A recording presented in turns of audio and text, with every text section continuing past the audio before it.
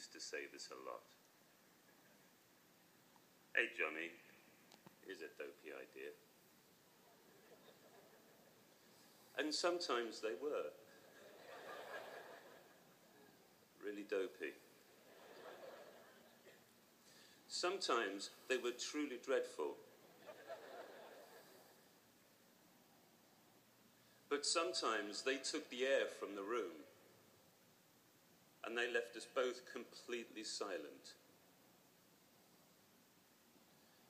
Bold, crazy, magnificent ideas, or quiet, simple ones, which in their subtlety, their detail, they were utterly profound.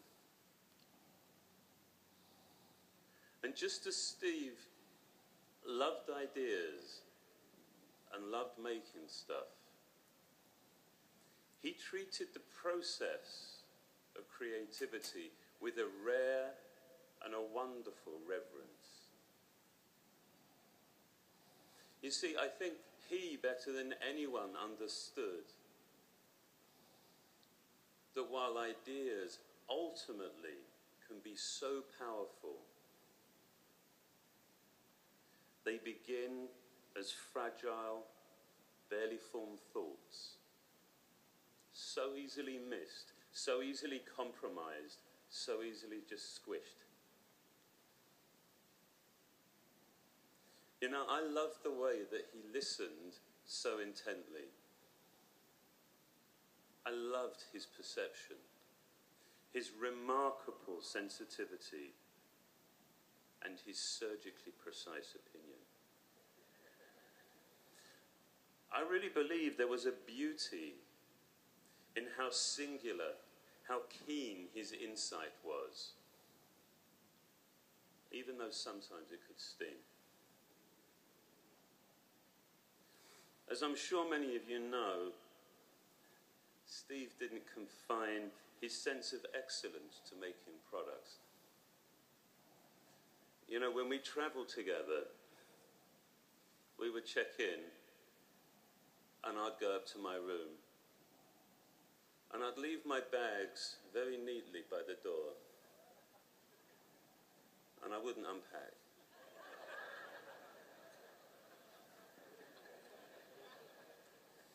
And I would go and sit on the bed.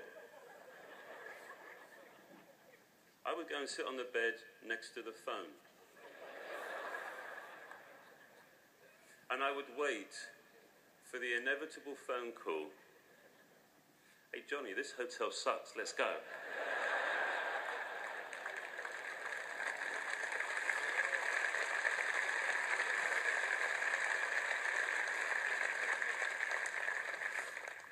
He used to joke that the lunatics had taken over the asylum as we shared a giddy excitement, spending months and months working on a part of a product that nobody would ever see, well, not with their eyes. But we did it because we really believed that it was right, because we cared. He believed that there was a gravity, almost a sense of civic responsibility, to care way beyond any sort of functional imperative.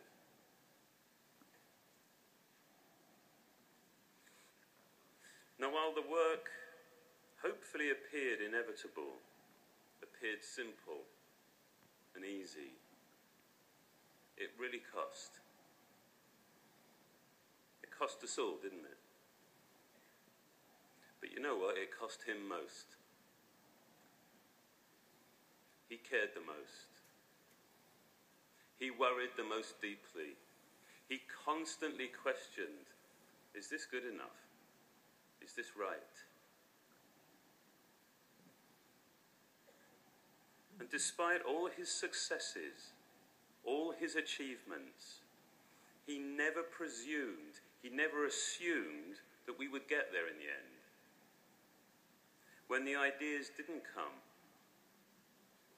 and when the prototypes failed, it was with great intent, with faith, he decided to believe we would eventually make something great. But the joy of getting there, I loved his enthusiasm, his simple delight, often I think mixed with some relief. But that, yeah, we got there in the end, and it was good. You can see his smile, can't you? The celebration of making something great for everybody. Enjoying the defeat of cynicism. The rejection of reason. The rejection of being told 100 times you can't do that. So his, I think, was a victory for beauty, for purity, and as he would say, for giving a damn. He was my closest and my most loyal friend. We worked together for nearly 15 years, and he still laughed at the way I said aluminium.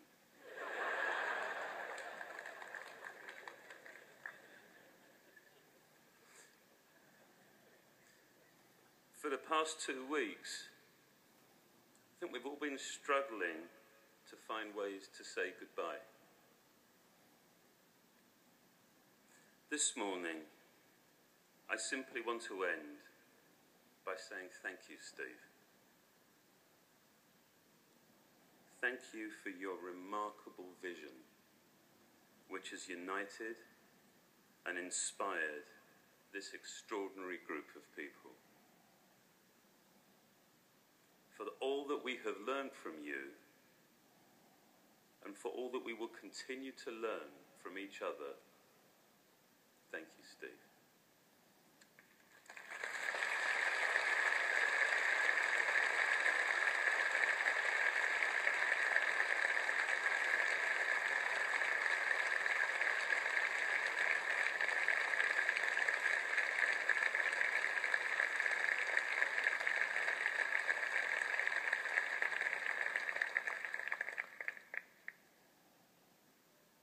We wanted to make this day very special